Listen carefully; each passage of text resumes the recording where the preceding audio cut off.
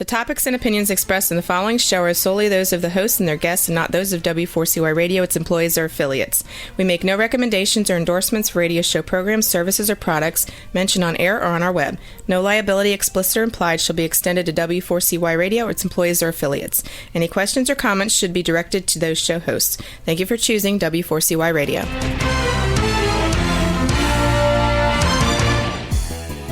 Welcome back, everyone, to the Geeks, Geezers, and Googlization Show, the home of Googlization Nation, where we talk with HR and business thought leaders about the crazy shift going on in the world of business, technology, and HR. Here's your host, Ira Wolf, and co-host Keith Campagna. Well, welcome back, Googlization Nation. We continue to hope you, your teams, your families are safe, staying healthy, and that you're continuing to practice social and physical distancing. Hopefully not so much social, but at least the physical distancing part. We're trying to get our guest today, which was Rupesh Nair from Symphony Talent. As things go, there's shift always seems to be hitting the plans these days. So hopefully Rupesh will be able to join us. But I've got Keith here. I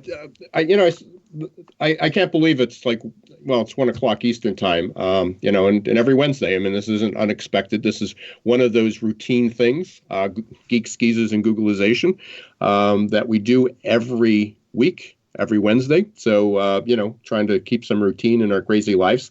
But this morning, I was actually just a few minutes ago, I was listening to a webinar, as I've been doing a lot, trying to listen to experts, what's going on in our world, trying to keep up on things. The news is just crazy. I actually, I do try to keep up with the news to find out what's going on in our country, but I find it challenging for a lot of reasons. It's very aggravating. But I also, in fact, Tim Draper, for those who might be familiar with Tim Draper, Draper Venture Capital, I'm a super brilliant guy. On kind of what the future looks like. He was saying that you basically just literally lifting your brain out of your head and then giving it to just giving it to TV. You're giving it away, when you watch too much of the news. But, obviously you got to keep up a little bit. But I was listening to Tim and another entrepreneur. It was Leah Sullivan. Who founded TaskRabbit in the last recession in 2008, and what some of the opportunities are there. However, as much as we're talking about a reopening business, getting back to whatever normal is, I'm looking for a better term for new normal if anybody has it. But a couple of things that came up this week that I want to throw out there. I want to get Keith's opinion, and hopefully Rupesh will be able to join us. Certainly there was a fair amount of discussion or conversation around things like Disney, around entertainment, about getting back to work, reopening America, or reopening the world, but reopening these events. What does that look like? I mean, for anybody who's been at Disney World, Disneyland, any Disney event, really any large event, having a lot of people, crowded into a kind of a confined space, waiting for hours to get on a ride, or getting into a concert, or getting into a theater. All those things are sort of up in the air. And the headline was great because it said, "A trip to Tomorrowland may never be the same." And I think that sort of summed up where we were, whether you're talking about Disney or whether you're talking about your business or a local restaurant, going to a concert, going grocery store shopping, going back to work. So that's sort of like the state of where we are. There was a couple things that Tim said, and again, I want to throw this out there because we certainly got a ton of things we can talk about. Tim Draper, and I'm going to end up, when I get the replay of this webinar, I'll certainly post it on my LinkedIn channel. So hopefully you go up there and Twitter, and I'll share that. But his prediction is pretty scary. He's saying his forecast, I won't say a prediction, but his forecast is that for every additional week of our shutdown, we're going to have additional year of recovery. Think about that. For every additional week of our shutdown, we're going to have an additional year of recovery. And he was talking about, the discussion was really about for entrepreneurs, a lot of startups, there's a lot of businesses, a lot of companies just, a lot of companies started their business within the last year and a half or 2 years, and they're looking for new monies to come in. That's why I sort of was excited to talk about Rupesh, because he is a little bit beyond just the last few years, but again, he's in an acquisition mode and looking at that. So I certainly want an entrepreneur's opinion on this. But he was talking that at least from the startup world, they're looking at 3-year recovery period. That the plan is if you can make it through the next 3 years, you will survive. Where before it used to be maybe a year and a half of trying to get funding. But I think that every week of a shutdown equals 1 year of recovery is pretty frightening. So Keith, I know you're talking to people every day. You've been like crazy busy. What are you seeing out there? I mean, what do you not from an economic prediction, but what's the mood? What are you finding is going on there? Yeah, no, totally. And for the record, I in no way, shape, or form going to go toe to toe with a man who has his own investment firm and knows a lot more about that kind of stuff than I do. But in the trenches, it's interesting to see the I'll call, for lack of a better term, our evolution of the mindset. We went from being, as a society, maybe even a world, glued to the TV to figure out what was going on. And then everyone went out and bought toilet paper. And now people are starting to move back away from the TV because they're recognizing that, oh, by the way, it's springtime. And I'm with my family, and whether or not the family members are getting on each other's nerves, the idea of going out and separating from technology seems to be coming up more and more. Yesterday, my good buddy Mark Bresci and his company Ultimate Software had Simon Sinek on for a live webcast. And Simon certainly knows a lot about what it takes for businesses to see through the short term. And, even with a lot of the CEOs I've been talking with, the term that keeps coming up is adaptability, and I'll give you a good example. I was talking with a buddy of mine, David Nason. He'll be on the show in a few weeks, maybe a few months. He's I think 4-time entrepreneur, and he was telling me about a company that he's helping out with, he's advising, and it's a bunch of 20-year-old guys out of college who put together a drone business, literally in startup mode. And what these drones do is clean the outside of buildings, right? So here they are, they're trying to develop use cases, and they're trying to establish some sort of investment stream. And the coronavirus comes into place. So what was the first thing after they got all nervous and after they got all sorts of unsure of what to do next? The common sense or maybe just creativity takes over, and the idea is, go get your licensing to become a disinfector. So now they're talking to agencies inside of the New York, general area, talking about how they can use their drones to disinfect public places, to disinfect hospitals, exterior, all sorts of new ideas come out of it. And I think that's going to be what starts to take place. I think there are way too many entrepreneurs with the entrepreneur spirit to just sit back and become the victims. They're going to start feeling more creative because the stress levels are going to drop. And now we're going to start to see, hopefully, a resurgence in new ideas. And even when I heard you tell me about, I'm sorry, the guy's name escapes me. Who were you just referencing? The investment guy? Tim Draper. Tim Draper. Right. I wonder what assumptions are inside of that 1 week equals 1 year, because, we've been talking about this for a while now, right? The pace of technology is such a strong advantage where if you're using it the right way, you can start a company up, get the ball moving, and it could be in something you totally didn't see coming because everything's changed. No, exactly So, right. And yeah. I certainly can't get inside Tim Draper's head, just as I can't get inside Simon Sinek's head.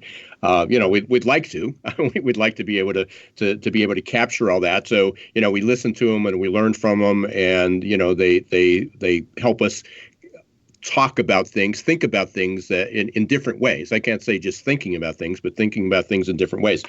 Tim, by the way, and I don't know if he's the largest venture capital in the country, or what the status is from a rank. He's probably one of the most famous. He's got the Draper Foundation, and in the startup entrepreneurial world, he's certainly one of the most respected individuals that are out there. I mean, he's incredibly successful. So from that regard, at least from that investment side, he's certainly someone that you want to listen to.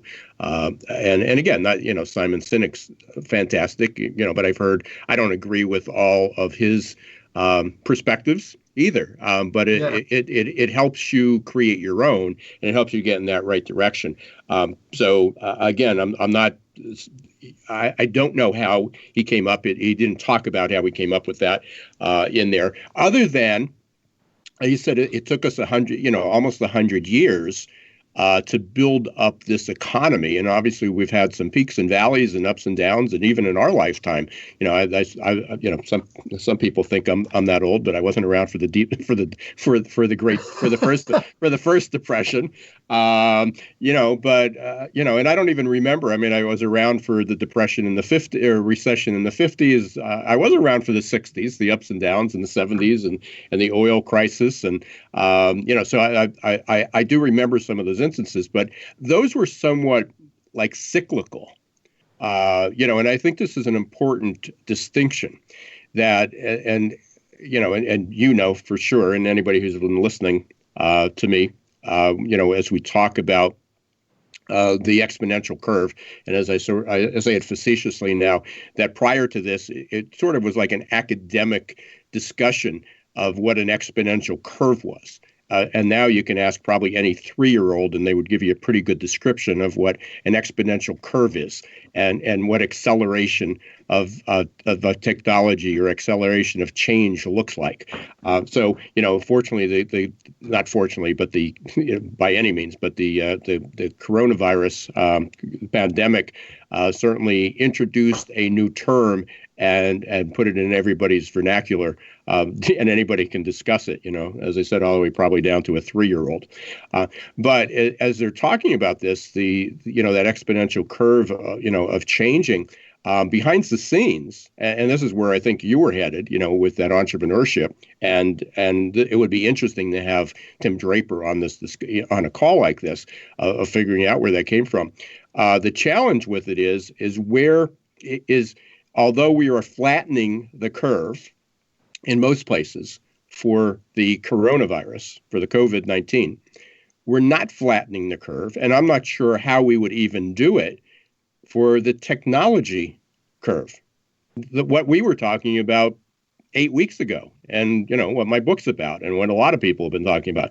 That technological curve, that exponential curve, which was accelerating at an incredible rate of speed, is not flattening. It's not going away.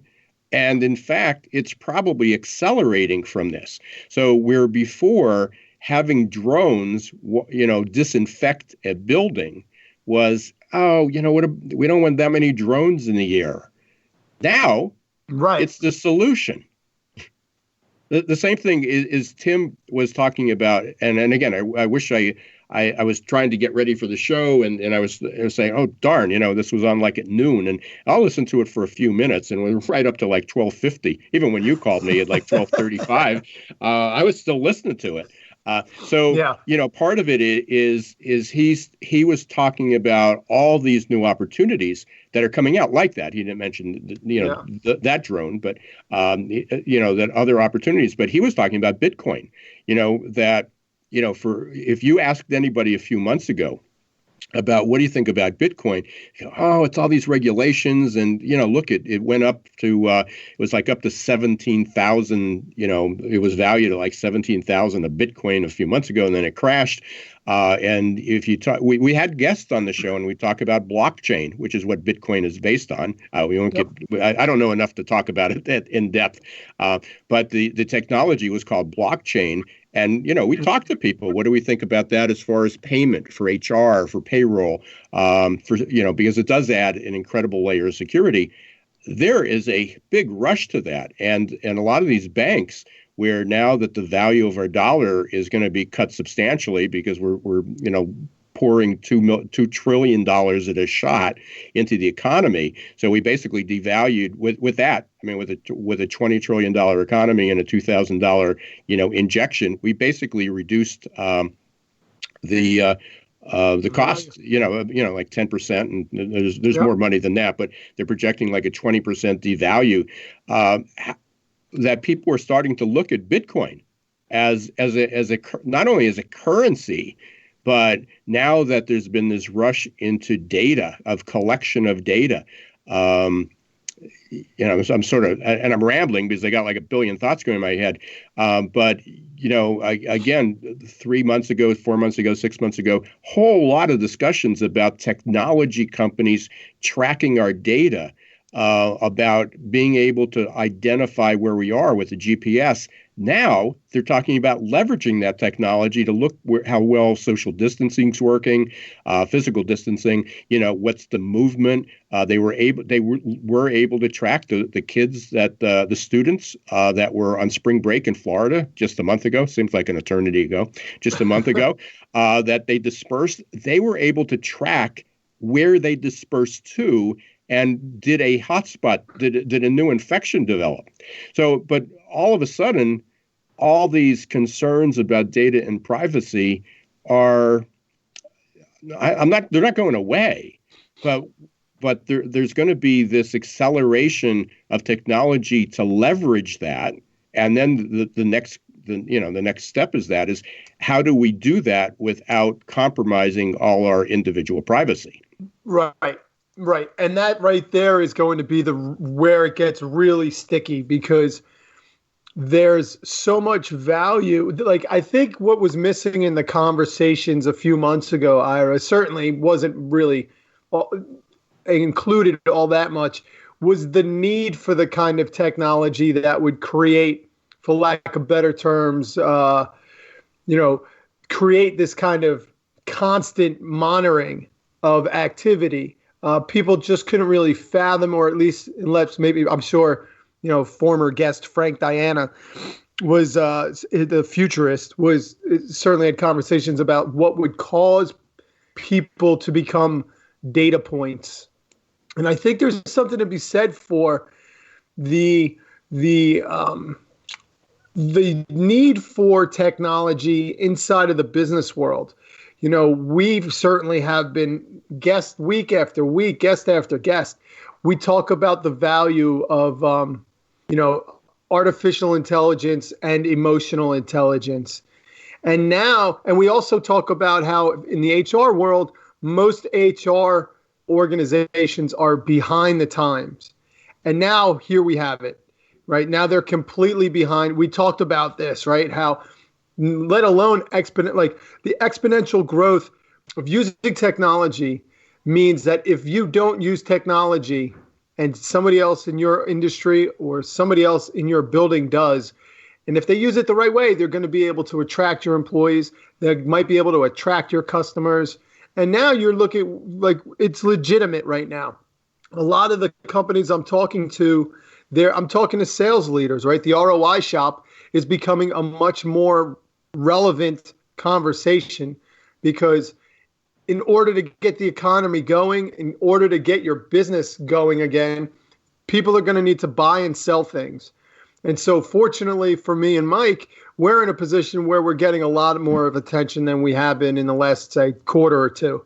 But the truth of the matter is that people are recognizing that they do not have technology in place. I mean, I was talking to a company where they do corporate visions. They're one of the world leaders for sales trainings.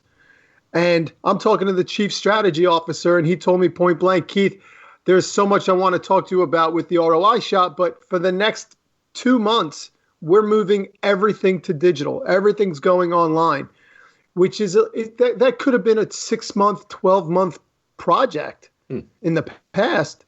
Now it's a 2-month project because there's no other options. And then if you cascade that into the education field, into any real business model where there are companies that didn't supply their employees with laptops. Right. So think about all the IT infrastructure that now has to get put into place. And, how does a company take a desktop, take it home, right? You tell all your employees to take the desktop home. You have to go back and figure out all of the IT infrastructure, and you might not have the capital coming in. You might not have the cash flow right now to actually do that correctly. So now we're seeing a resurgence in IT needs and IT demands. And going back to Draper's point, where's the money going to come from? Well, absolutely. It's incredible. Yeah, no, I mean that's a concern, and I'm not, I'm not an economist, and I'd love to, for anybody who's out there that is either listening and wants to do a follow up with that, I'd love to have a continued conversation about what some of the impacts of this, is in the long term, and there's certainly everything from we're going to have a in fact, Tim even mentioned that they're expecting this quarter we're going to have a 40% contraction in our economy. 40%. That's going to be the largest contraction since 1930s, which was the Great Depression. Which started in 29. But on the other hand, and this is the interesting part. I wish I had a huge, large portfolio, in my retirement, but I don't. But I do have some, and certainly a couple. I've lived through a couple of these cycles, and unfortunately, silly me, in some of the early ones, I'd panic, and it's like, oh, I'm going to get the money out because it's going to be a long time, and then I'll be able to time it when it goes back, And of course, I missed pulling it out before the fall. And I got in too late, a lot of times just waiting for it. So that's a really bad strategy for anybody listening to be out there. So I have learned, into 6 decades of life, I learned to sit tight. But it's interesting because yesterday, and again, this goes day by day, I think there's still going to be some really bad days ahead, but that's my opinion, and you can take that what it's worth. That's not investment advice, by the way, but my feeling is that's what's going to happen, that there'll be another opportunity or two to get a low. But I looked at some of my stocks, and some of them, for basically an older baby boomers portfolio are pretty heavy in tech. And I looked at some of these, and they dropped significantly. I mean, we're talking lost 40% of value just a few weeks ago. They're at near their all-time highs. And I'm not talking Amazon. I'm talking about when all this hit, everybody thought like 5G investment, which really was going to 2020 was going to be the year 5G. And we've heard people talk about that is going to really accelerate mobility and technology. And every one of the stocks that I had that was sort of betting on 5G sort of crashed. I mean, significant. I mean, stocks were $100. They were now worth 50. Stocks were, I had a stock that was worth like $450 a share, and they dropped to the 200s. Yeah. They're all back to all-time highs, despite the fact that we're still have all this horrible news. We're not open yet. So to your point is, there's a lot of optimism, and there is somewhere there are people investing because, and again, it's always said that only 50% of the country owns any, has a retirement plan, and even only 20% actually, or I don't remember if it's 20%, but it's a pretty low number, have investments in stocks. So there's certainly a 60, 70% of the population that this does not pertain to. But there is money pouring into these technologies. Yes. And interestingly enough, we must have struck a nerve because the chat line just blew up, right? And, when we talk, for those of you listening to us, whether or not you're a repeat listener or not, we are not your financial advisors. What we do talk about is how one element of the future of work may disrupt or, change for the better another. And the truth of the matter, Ira, is that, I think what people are witnessing is the shift of money and the shift of value in those technology stocks really simply reflects the exodus of brick and mortar type investments. And, a good friend of mine is in commercial real estate finance. I mean, right now, again, at the risk of sounding like somebody who's not trying to sound pessimistic, but if you just look at what's going on, right?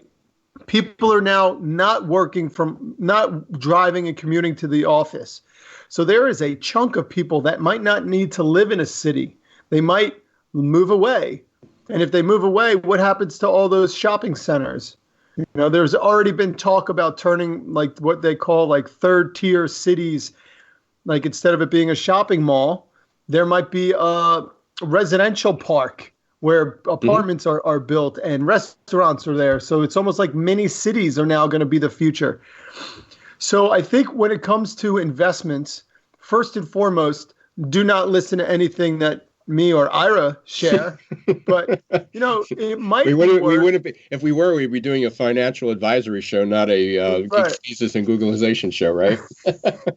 But I think there's something to be said about there never being an opportunity like there is now because of the way technology is going to skyrocket in so many more capacities than ever before. Because we simply, as a company, as a world, we didn't have the options. And now we do. And we are up to a break. Amazing. So, and still have a ton of things that we're talking about. If anybody has any questions or has opinions that, a different perspective, some advice other than financial advice. We don't want to turn this into that. But if you have an outlook on our economy, on the recovery, if you agreed or disagreed on what we were saying, you can call us at 561-623-9429. 561-623-9429, or you can join us on the chat at w4cy.com. But you're listening to the Geeks, Geezers, and Googleization show. I'm with my co-host, Keith Campagna, today. Unfortunately, it looks like our guest wasn't able to make it. So we're going to take a short break. We're going to hear from our sponsors, Zor.ai and Success Performance Solutions. So stay right where you are. We'll be right back.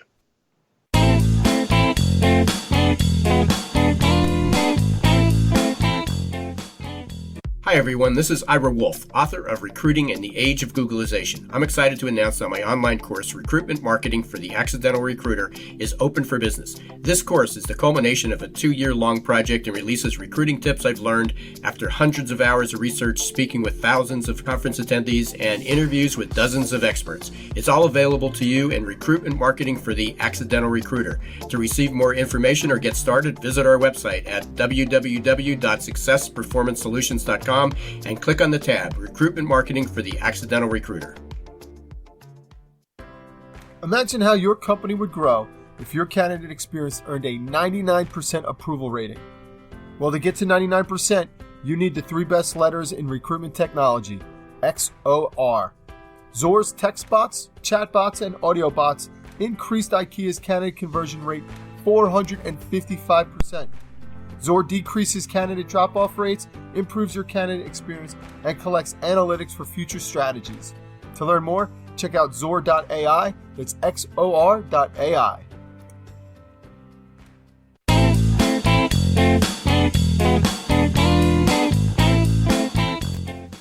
Hey, welcome back, everyone, and Googleization Nation to the Geeks, Geezers, and Googleization show. I'm your host, Ira Wolf. I'm here with my co-host, Keith Campagna, and we are doing what a lot of people are doing these days, ad-libbing. we had a great guest, and hopefully he'll be able to join us in a future. Rupesh Nair from Symphony Talent. For some reason, Rupesh was not able to make it, which is understandable because the shift is hitting a lot of people's plans. But Keith and I have been having a great conversation about we're doing a lot of catching up since we haven't had a lot of opportunity to do that. I've been crazy busy. My productivity, despite, this is my heyday. I told somebody the other day, they talked about how am I adapting, and I said, no, the world is adapting to my lifestyle now. How about it? Yeah, this is what I've done. Well, and you've done for a while, but especially the last year, working remote. Certainly we had opportunities to go out and do conferences and have face-to-face meetings, but most of our world was remote. So anybody who has been working remote before, this is, the world adapted. The shift, the adaptation was to us. And I'm sort of a sponge. I've always been curious and like listening to things, but there's a lot of people that are out there that didn't have the time to do this. Like we were talking earlier about, Simon Sinek's always done that, but Tim Draper, but everybody is online. Everybody is sharing information. People who are, sometimes we do it, and as a consultant and as a thought leader, sometimes we just do it to talk to people, to talk things out, because you can read all you want, but then your head gets kind of mush. With all these different perspectives and all this new information. So I've been doing, a ton of live streams. I know you Keith, I've got, you and I got scheduled. It was the only way to get on each other's books, other than the show for next Monday. So we'll talk about that. But yesterday I had a great live stream with a friend of mine. It was funny. We did a live stream, which was video. Obviously the audio, our podcasts are all audio, but I did a video with Ed Gordon. Ed has written 21 books on the future of work, future of labor, what skills are going to be needed. He wrote his first one in 1991, so it's almost 30 years later. And he's got 21 books out, hundreds of articles. He's taught, more of an economist, academic, but I interviewed him yesterday. And although I've known him and we've communicated quite often since early 2000s, almost at 20 years. First time we ever actually saw one another. We spoke on the phone, but we never did a Zoom call, before. And it wasn't actually Zoom. I was using StreamYard, my streaming software. But we never did a call. So it was like actually the first time we actually met. So, despite all this disruption and people are talking about the loss of social contact, I think there's a lot of people that are talking face to face for the first time, even if it's on a screen. Yeah, I mean, and we'll go. Look, I'll peel that back one more layer and think about the way families are getting together. I myself, for Easter dinner, we made our meal. My parents made their meal. My sisters made their meals, and we all Zoomed together, and it was awesome. We were laughing. We were talking over each other like we would do if we were sitting at the table. And we were joking about how this is almost better because I could still drink a few glasses of wine at dinner and I don't have to worry about driving home. Yeah. So you wonder if that's going to change. So I don't celebrate it as I did when I grew up and as a kid. But I know Passover, started Wednesday night, the first night of Seder. And there's a couple groups I was in. One of them's Shelley Palmer, and he was a super big tech guy, and he actually was training people how to set up a remote Seder, a digital Seder using Zoom. How you do that. But we also did on Sunday. We had Jerry's family that we arranged a call. And unfortunately, her dad was not able to be on it because he doesn't have wireless and he's not, using a computer. But her nieces, her sisters, nieces and nephews were on the call. And as we said, right in the middle of the call, one of them said, this is just like normal. Everybody's talking at the same time over one another. And then, a couple of people just sort of left the room. I mean, the camera was on, but they left. And that seems to happen. People, leave the table and they go, especially if it's on a holiday where there's sports, any games, somebody left and watched something. Somebody was in another conversation. So people were sort of, it was a new normal, but everybody sort of fell into it, pretty quickly. How about this one? How's this one in terms of things that I'm seeing happen, I'm participating in, and it almost solves a problem that we had in the past? And that's to say, I was invited well before the Geeks, Geezers, and Googleization show. I was a co-host for a fantastic radio show out of Philadelphia called Executive Leaders Radio. Herb Cohen and Rachel Blumenthal, I think I just pronounced her name correctly. They've been doing it for, I think, 14 years now. And this goes back to my ADP days. And I was invited to get onto a little bit of a brainstorming conference call yesterday because what Herb sees is an opportunity. It's all about leaders. It's all about organizational development. And what Herb was trying to figure out was how can we still keep entrepreneurs, young and old, connected? And so, we started talking, and there was there's C-levels from some of the largest law firms in Philadelphia. There are entrepreneurs. There were 7 of us on the call. And what came up was, one of the things that came up was how hard it is, or how hard it was, or maybe even better said, how much harder it was to connect somebody who was in their 60s at a company with somebody who was in their 20s. Because mostly the older generation thinks that the younger generations aren't listening, and the younger generations think that the older generations are going to tell them what to do all the time. But now, because there's this X factor of wanting to be connected, because we've pulled apart, it's easier to put together a group that's there to share ideas, that's there to, like you said, just talk and connect. And we both know that when you sit down and you connect with people, that's where the magic happens. So it's almost like this barrier that was there based off of different personas. It's kind of dissolving away, and it's opening up that opportunity for more, collective conversations that might spark even better ideas. So, and I'm glad you brought that up, because it just, I had a lot of other questions, but I this was a real important one that was coming up. So I agree. I mean, that's a great point of how do we connect, somebody in their 60s with somebody in their 30s. And that was, mentoring up and mentoring down. And there's been a lot of problems. And how do you get baby boomers and millennials and Gen Z to talk to one another and all that sort of stuff? This is beyond that. So a lot of people talked about the loss of personalization. This is too technical, and it doesn't feel the same. Some of that, I totally believe, is just because we're uncomfortable. There's a lot of people that are uncomfortable with, talking on video. The other thing, though, is that if you're on video, you have to pay attention to the other person. You can't, if you're in a meeting, how many people are checking their texts, checking their emails? They're distracted, they're sleeping. You've seen it all. I mean, you've been in a ton of meetings face to face.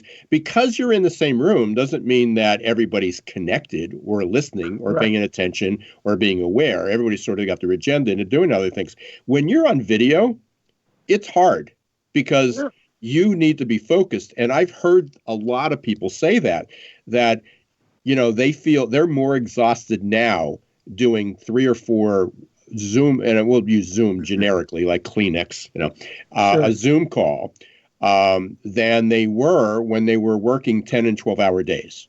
Because they have to be paying attention. I've been rocking and rolling with the ROI shop now for about 3 months. When the coronavirus hit, I was generally used to starting to lose my voice come Friday morning. And now here we are, it's midweek, and my voice is already starting to get strained. Like, it's nonstop. And that ties into the future of work like we were projecting it. We talk about how technology and productivity play hand in hand. Now people are going to be working from home. Well, how do you get productivity out of someone working from home? You got to use technology. Now that you're using technology, now you have data. Now you can legitimize what your expectations are.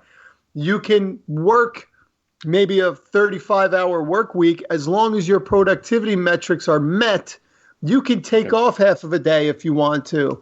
And that lends itself to more of a life-work integration model versus a work-life balance model, right? So there's like all of these underlying connections that are sitting there to be exposed. And, another thing that I was Keith, thinking before I lose this thought, because this is where I wanted to go before. Let me think about this, because I think this is what we're going to be picking up on Monday, as well with your live stream. Yeah. So there was this whole thing that if you worked from home, you couldn't be as productive.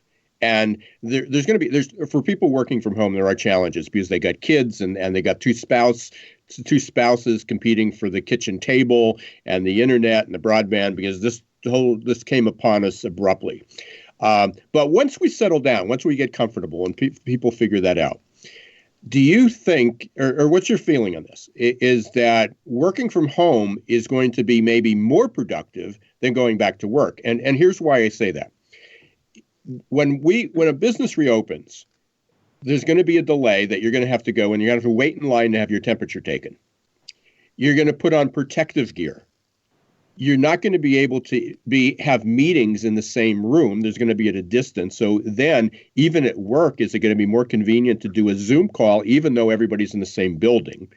It's going to take longer to get to work, because if you stop and get gas and you wanted to get coffee, basically everybody's either going to be drive-through now, or what happens when you go to a convenience store or a Starbucks to pick up the coffee, but you have to have 6 feet between everybody and the lines are longer.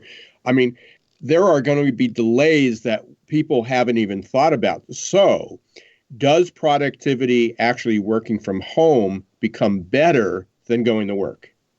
Yeah. How about retention? How about the cost of doing your job? Like, to have somebody commute to work probably costs the company a couple $1,000s a month. Or it comes out of their pockets. It comes out of people's pockets. I think we saved, and I don't even commute to work. I mean, my commute to work is down a couple flights of steps.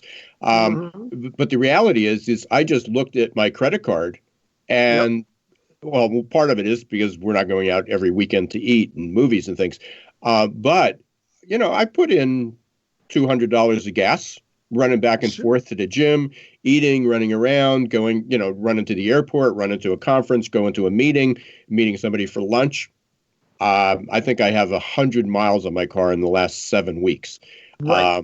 So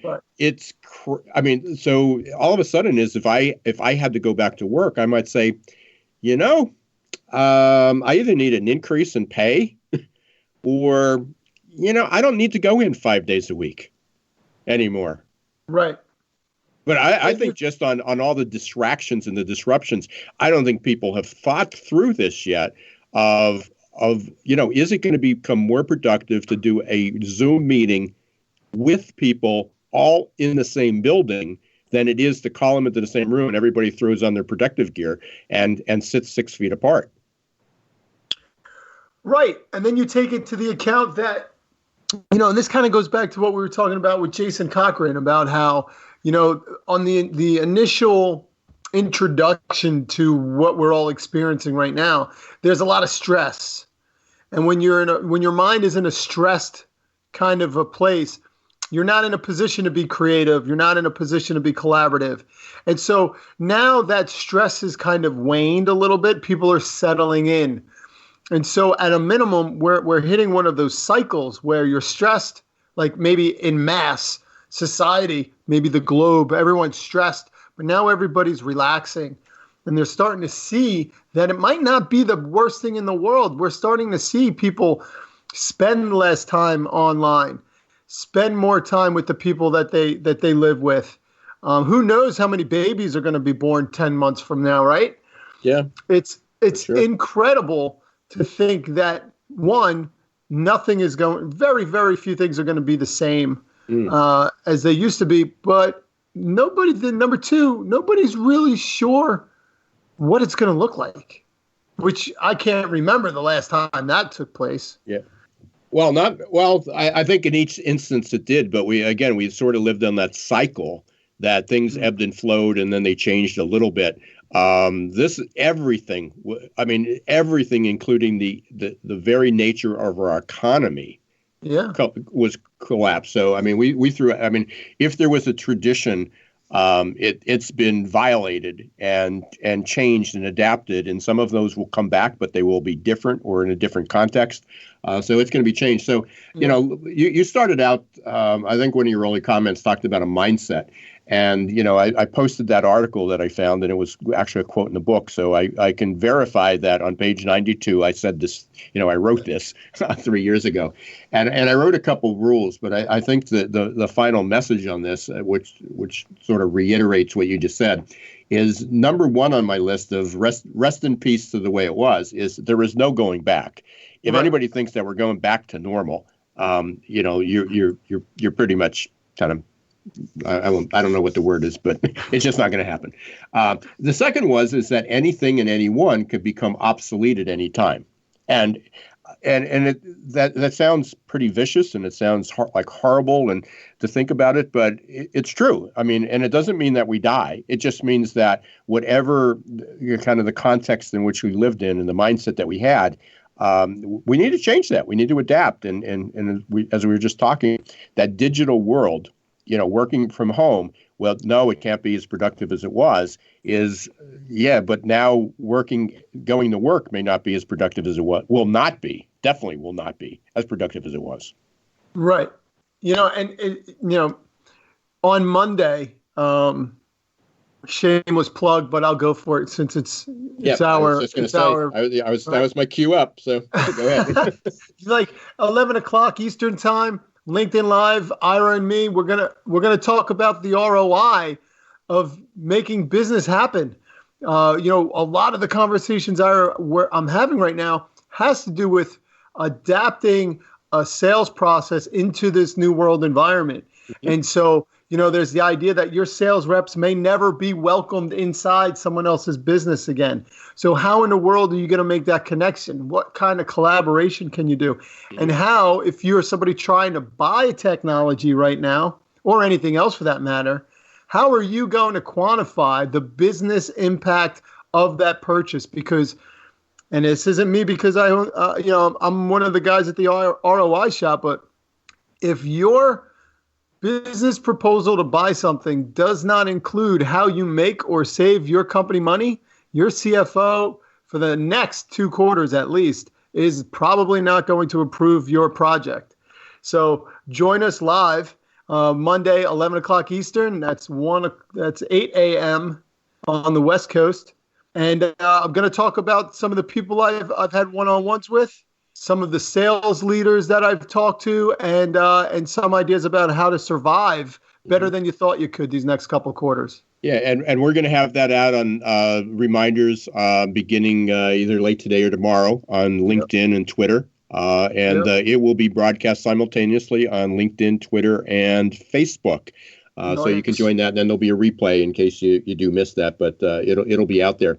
A couple other things I'm doing, as I said yesterday, I did a great live stream with Ed Gordon. You want to hear about that because we were talking about what's going to happen with job skills, the future of jobs. What's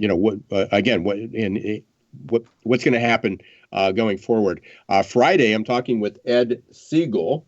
I got his book right here. It just came, so I got to do a quick read. It's called Crisis Ready. It's a brand new book, but it talks about 101 ways to prepare for, which we're a little bit past that, but prepare for and bounce back from disasters, scandals, and other emergencies. So we're gonna focus on how do we bounce back, how do businesses bounce back from that. Monday, I've got you, Keith, on live stream. And we'll be back next week with Geeks, Geezers, and Googleization with another show. Can't remember. It's one of your guests. Is it Keith Katani? Does that name ring a bell? It could be. Yeah, not sure. So yeah, you just watch for that. We'll have that out there. And I just want to say everybody can mark the calendars for this on April 30th. I'm doing another live stream. It's going to be 1:30 in the afternoon. We're going to have Mike Clark back from Gallup. I'm going to have Lee Andress, who is a really she's a ball of fire on talking about the future of HR and the future of work. We're going to have her, and I'm also having Lance Hahn, who is the new editor of ERE and TLNT. So we're going to have that, and hopefully, Keith, you'll be able to join us on that. We're going to have a panel discussion about what's happening up in the future. And there we've had it. I guess we need to wrap up here really soon. For those who are not subscribed to Geeks Geezers, not Geeks and Geezers, but Googleizationnation.com. Go to Googleizationnation.com and you'll get updates about all these events and some other things that we got planned. Certainly, hopefully you're subscribed on podcasts to Geeks, Geezers, Googleization, or you go to our website, geeksgeezersgoogleization.com. I want to thank, again, Zor.ai and Success Performance Solutions for helping us be on the air, for being our sponsors. And join us next week, Wednesday, 1 p.m. Eastern Time, W4CY.com. You can now get some of our shows. We're putting them up there. It's also on YouTube. So you can go to youtube.com/Ira Wolf. And we're starting to put some of these shows up on YouTube as well. So until next week, this is Ira Wolf and Keith Campagna. Don't let the shift hate your plans.